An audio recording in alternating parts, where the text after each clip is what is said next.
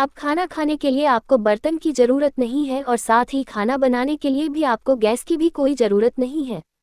अब आप धोरी पर ही खाना बना सकते हैं, धोरी पर ही चाय बना सकते हैं और धोरी में ही रोटी सेक सकते हैं।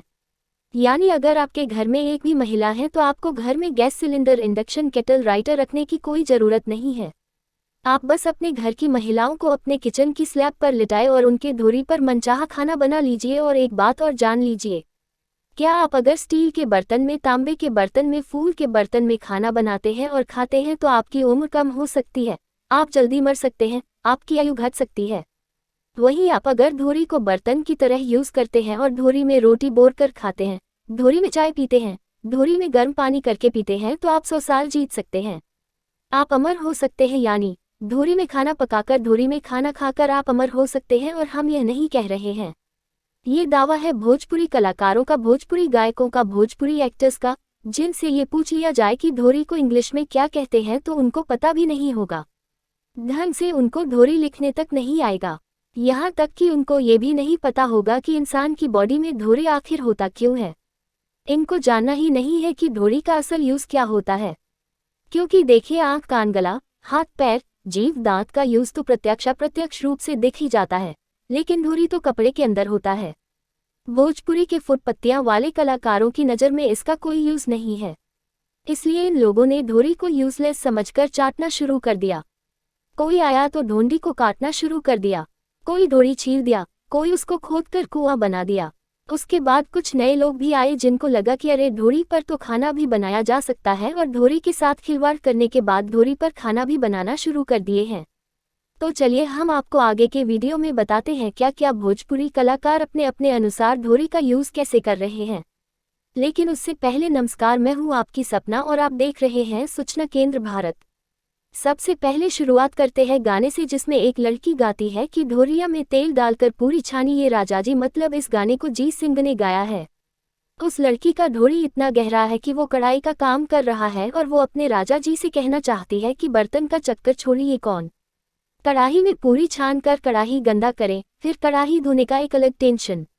इसीलिए लड़की कहती है कि आइए मेरे धोरी में ही तेल डालिए, इसी में पूरी छान के इसी में खा भी लीजिएगा।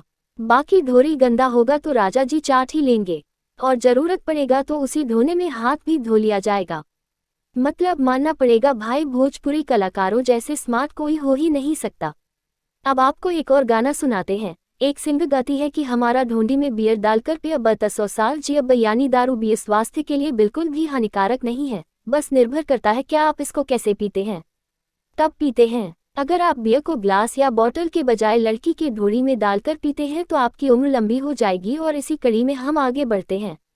एक और गाना है जिसमें सिंगर गाती है कि हमारा धोरी में दूध रोटी खई त राजा जन्नत में जईब। ये लीजिए, मरने के बाद आप नरक में जाएंगे या स्वर्ग में, इसका निर्धारण इस बात से नहीं होगा क्या आप अच्छे कर्म करते हैं या बुरे, बल्कि स्वर्ग नर्क का फैसला इस बात से तय किया जाएगा कि आप दूध रोटी किस बर्तन में खाए थे, धोरी में या बर्तन में।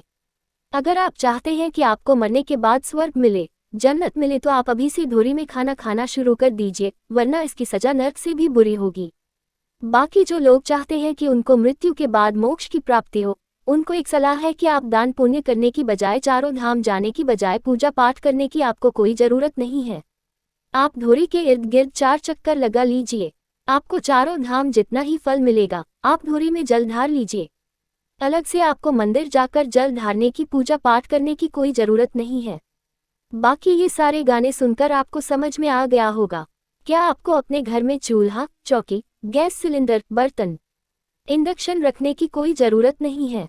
पूजा पाठ, तीर्थ यात्रा करने की कोई ज़रूरत नहीं है, क्योंकि अब आप सारा काम धोरी में ही नहीं कर सकते हैं, और धोरी में ही खा पीकर नहा धोकर पूजा पाठ में आप कर सकते हैं और आपको अमृतत्व की प्राप्ति भी होगी।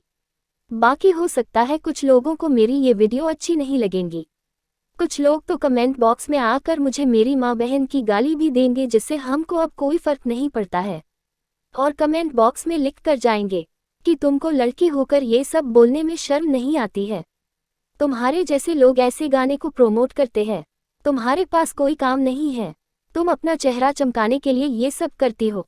खैर लेकिन यही लोग मेरे ये वीडियो देखने के बाद यह मेरे वीडियो को बीच में स्किप करके इंस्टाग्राम पर जाकर उस सारे लड़कियों का चुन चुनकर रील देखेंगे जिन लड़कियों ने इन सारे भद्दे गानों पर अपना कपड़ा उठा उठा कर धोरी दिखाया होगा, धोरी पर फोकस किया होगा। बाकी अच्छा है, ऐसे ही धोरी पर गाने बनते रहेंगे तो आने वाले दिनों में बिहार के युवा अपना भविष्य भी किसी धोरी में खोजेंगे।